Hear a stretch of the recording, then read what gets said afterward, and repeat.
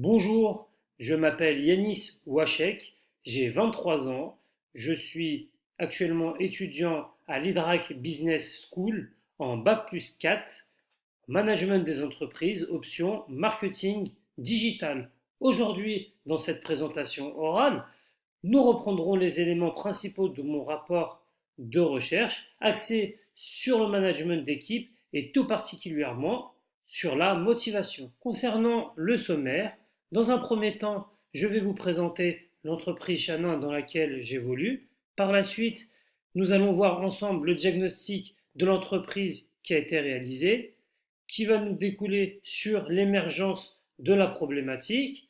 Par la suite, pour m'aider et à mieux comprendre cette problématique, nous allons voir la revue de littérature qui a été faite.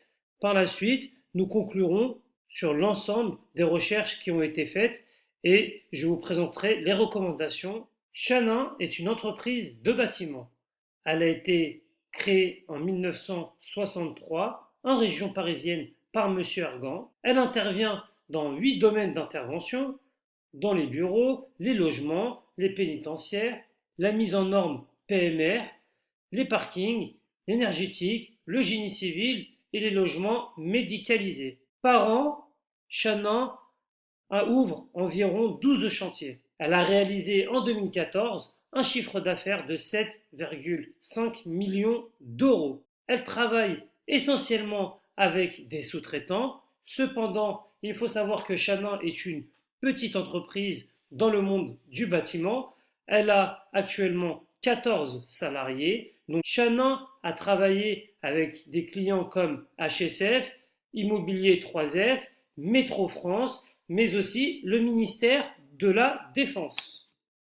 Après vous avoir présenté l'entreprise Chanin, je vais maintenant passer au diagnostic de l'entreprise. Dans un premier temps, je vais vous parler des forces de Chanin. Elle détient une certaine polyvalence concernant les corps de métier. Donc, c'est-à-dire qu'elle peut intervenir dans de la réhabilitation ou bien dans de la construction de bâtiments, ce qui représente une réelle force. Il faut savoir que ça fait maintenant plus de 60 ans que Chanin est dans le monde du bâtiment.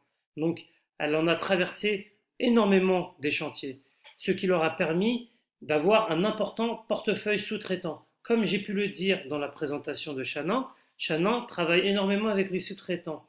Donc, il était important pour eux d'avoir une sélection de sous-traitants compétents avec un certain savoir-faire, car c'est eux qui vont représenter l'entreprise sur les chantiers. Il faut savoir aussi que rigueur, organisation et sécurité sont les 3 mots d'ordre de conduite de chantier. Donc, les conducteurs de travaux doivent s'assurer que ces 3 points-là soient respectés sur les chantiers afin de projeter une image la plus positive par rapport à nos clients, mais aussi aux personnes extérieures autour du chantier. Le délai dans le monde du bâtiment, c'est plutôt assez complexe.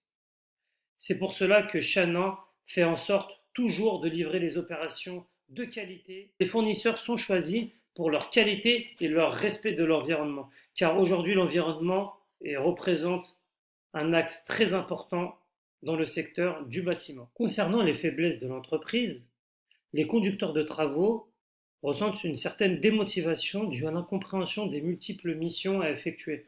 En effet, il faut savoir donc que les chefs de projet, architectes et les clients mettent énormément de pression, donnent beaucoup d'informations, de tâches et de missions à accomplir aux conducteurs de travaux. Donc, ce qui à la fin devient insurmontable pour le conducteur de travaux et qui impacte directement sa motivation, son état d'esprit au sein du projet.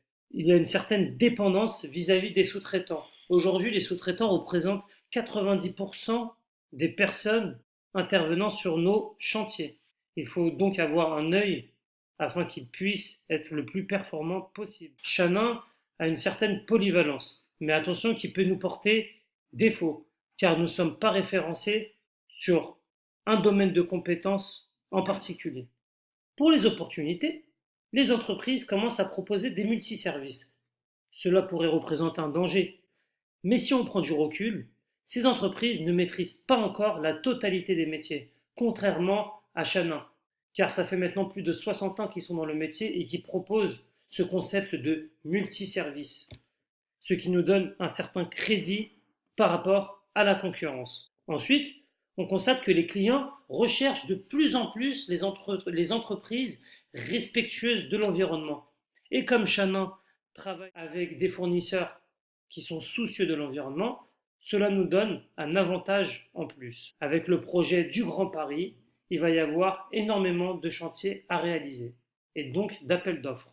Les grands groupes comme BNP Paribas investissent de plus en plus, ils veulent créer de grands buildings. Et bien sûr, Chanin sera là pour proposer leurs services. Bien sûr, des menaces existent. La concurrence est de plus en plus forte dans le secteur du bâtiment. Les clients cherchent à négocier de plus en plus leurs prix. Les grandes entreprises comme Bouygues Bâtiment par exemple développent de plus en plus de petites filiales spécialistes dans certains domaines d'activité. De plus, les matières premières sont de plus en plus chères, dû sûrement au coût du transport.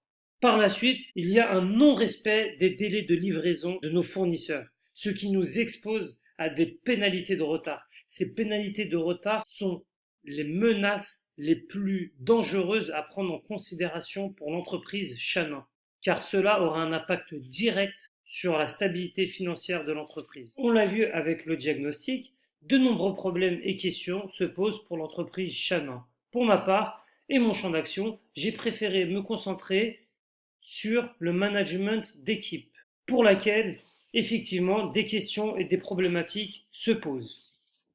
Le manque de motivation des salariés est de plus en plus présent. On se demande du coup par quels moyens améliorer cette communication interne qui impacte la motivation du salarié et comment impliquer davantage les différents acteurs qui contribuent à la réussite de l'entreprise. Quand je parle d'acteurs, je parle bien sûr des sous-traitants et des salariés de l'entreprise qui sont sur le terrain, comme par exemple le conducteur de travaux. Ce qui m'a mené à une problématique, donc comment mieux piloter la motivation comme levier dans le management d'équipe au sein d'une petite entreprise. Nous allons maintenant passer à la partie revue de littérature.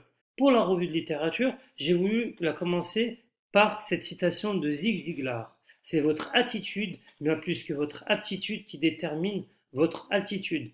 Donc cette citation m'a permis d'établir mon plan pour ma revue de littérature.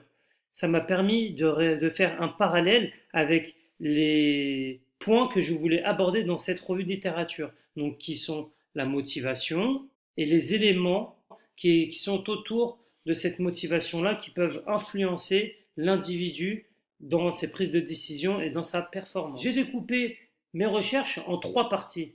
La première va être la motivation. J'ai voulu comprendre que signifiait le terme motivation et dans quelle mesure cette motivation intervient au sein d'une entreprise.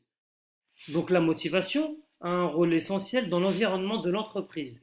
Régulièrement, les dirigeants d'entreprise se demandent comment faire pour que le salarié soit le plus performant possible dans leur travail. Il est important de se pencher sur le sujet et de savoir de quoi le salarié a besoin et de bien connaître ses attentes. Cependant, cela n'est pas si simple.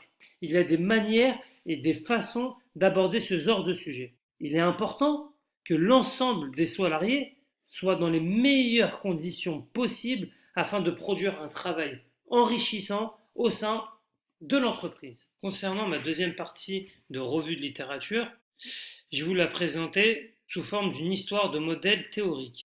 J'ai eu la volonté de vouloir me pencher plus en profondeur dans les différentes théories qui ont été développées concernant le monde de l'entreprise et plus précisément la motivation dans le travail.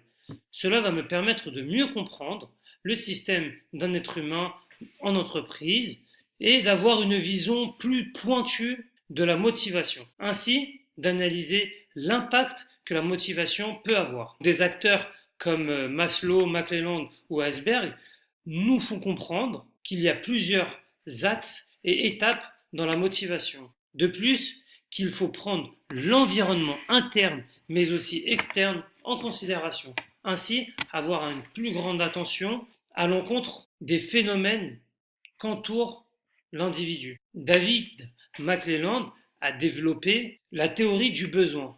Il en a conclu l'individu pouvait ressentir trois besoins. Donc le pouvoir, la réalisation, lorsque l'individu réalise un objectif, et l'affiliation. L'affiliation, le sentiment interpersonnel que recherche l'individu au sein d'un groupe, par exemple. Ensuite, Harold Maslow a développé un classement sur les besoins que pouvait avoir l'être humain.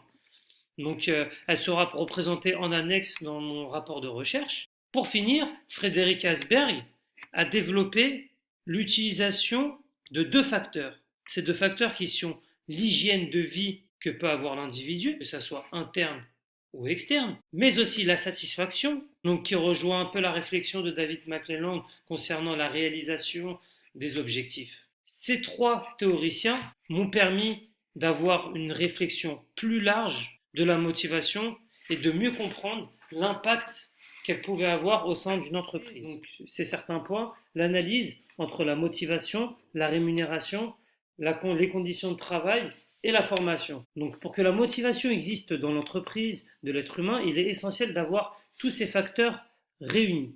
Lorsque ces éléments sont en pleine capacité du salarié, alors il sera dans les meilleures conditions possibles pour répondre aux attentes de son employeur.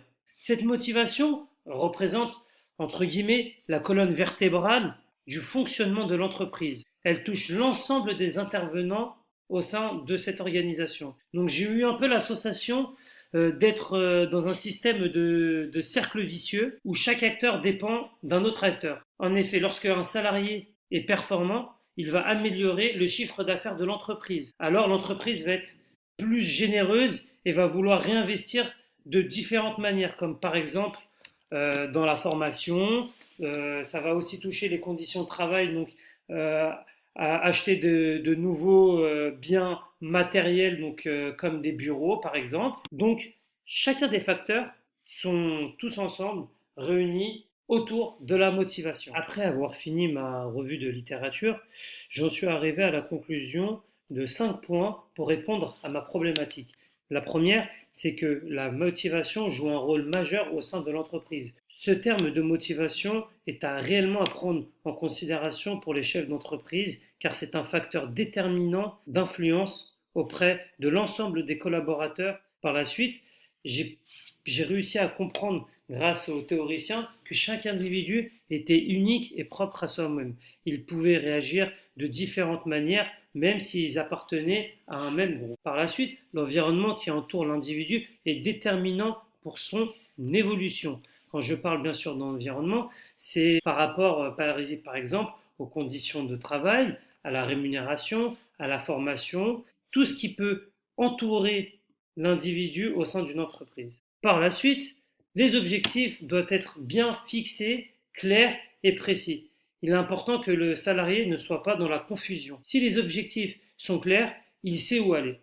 Il a une ligne directive. Cette ligne directive est importante car c'est ce qui va permettre d'être, entre guillemets, stable dans sa réflexion et dans la continuité de sa mission. Pour finir, l'individu est l'essence même de l'entreprise. Si l'individu n'est pas dans l'entreprise va rencontrer des difficultés à avancer, des difficultés à avoir une stabilité financière, à réaliser un chiffre d'affaires positif.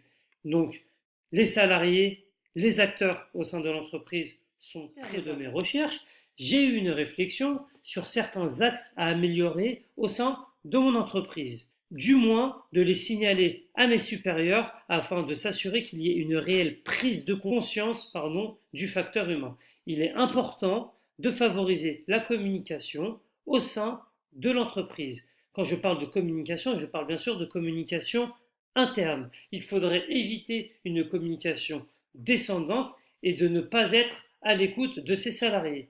Il serait intéressant d'organiser des séminaires avec des thématiques comme par exemple sur le fonctionnement de chaque individu au sein de l'entreprise, mais aussi sur la gestion du temps, sur le bien-être en entreprise. Ce sont des thèmes qui permettront à chacun de mieux comprendre le fonctionnement, la structure, ainsi que la façon dont chacun voit l'environnement qui l'entoure.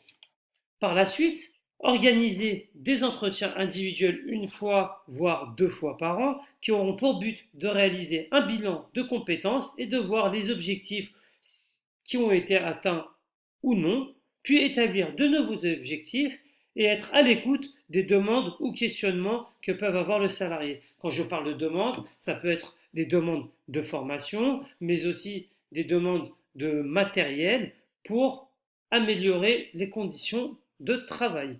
Pour finir, il est important que l'ensemble des informations et prises de décision soient accessibles à l'ensemble des acteurs de l'entreprise. N'oublions pas que l'homme est un moteur pour l'entreprise. Il est primordial que l'ensemble des structures de l'entreprise coexistent ensemble afin de s'assurer d'un bon fonctionnement de celui-ci. Le potentiel humain est inestimable, il faut donc en être opportuniste. Par cette vidéo, j'espère avoir réussi à rendre mon rapport plus vivant et je vous remercie de votre attention.